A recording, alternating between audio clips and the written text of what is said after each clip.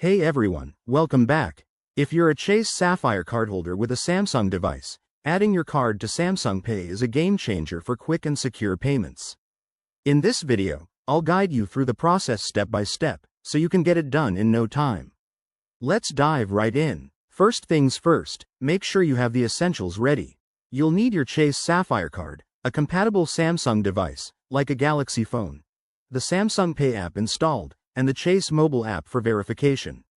If you don't have Samsung Pay yet, head to the Google Play Store or Galaxy Store and download it quickly. Step 1. Open the Samsung Pay app on your device and sign in with your Samsung account. If you're new, creating an account is straightforward, just follow the prompts. Step 2. Once you're logged in, look for the Add Card or Payments section on the home screen. Tap on it to get started. Step 3. Select the option to add a new credit or debit card. This will bring up a form where you can enter your card details.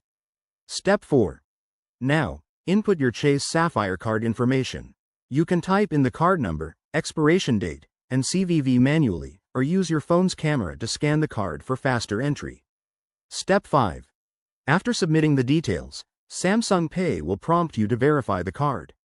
This usually involves opening your Chase app and approving the request.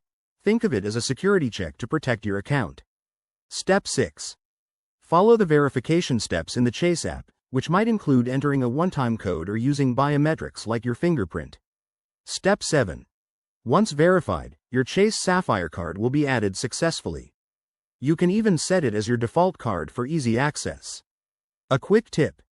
If you run into any issues, ensure your device is updated and check for compatibility on Samsung's website. And there you have it. You're all set to use your card with Samsung Pay. This makes shopping and transactions so much smoother. If you found this helpful, give it a thumbs up, subscribe for more tech tips, and let me know in the comments if you have any questions. Thanks for watching.